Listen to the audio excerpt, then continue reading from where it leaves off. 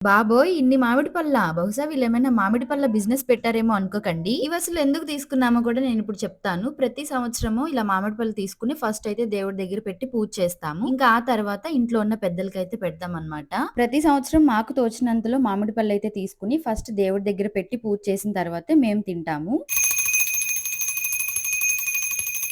ఈ ఆనవాయితీలన్నీ కూడా మాకు అత్తమ్మే నేర్పించారు. సో, ప్రతి సంవత్సరం కూడా అత్తమ్మ తోచినంతలో అయితే తీసుకొని ఫస్ట్ అయితే దేవుళ్ళకి పెట్టి, ఆ తర్వాత మేము తినేవాళ్ళము. సో, ఈ సంవత్సరం అయితే ఇలా చేసుకున్నాము. చెప్పు.